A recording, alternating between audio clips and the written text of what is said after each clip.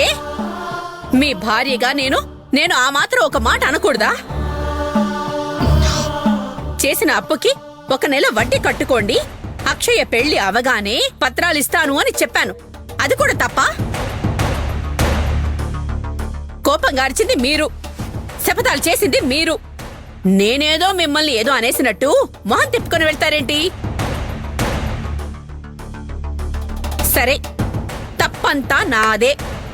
అందుకు నేనే మిమ్మల్ని క్షమించమని అడుగుతున్నాను. క్షమించండి, క్షమించండి, క్షమించండి. ఇప్పుడైనా వచ్చి భోజనం చేయండి. అవును నాన్న, అమ్మ సారీ చెప్పింది కదా. రండి, వచ్చి అన్నం తినండి. అమ్మా, దయచేసి ఈ విషయంలో నన్ను బలవంత పెట్టకమ్మా. అయినా మీకింత పట్టుదల ఉండకూడదండి.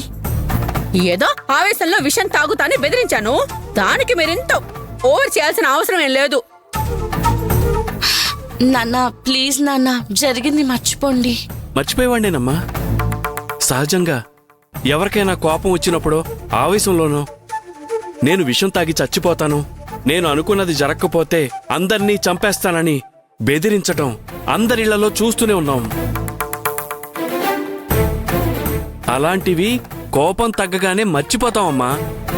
కానీ మీ అమ్మ పక్కా ప్లాన్ తోటి విషం బాటిల్ తీసుకొచ్చి ఇంట్లో పెట్టుకుంది.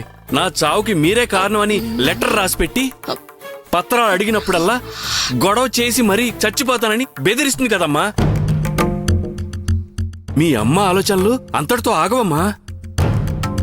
వీడి పీడ ఒకేసారి వదిలించుకుందామని ఆలోచించి అన్నంలో విషం కలిపి పెట్టినా పెడుతుంది.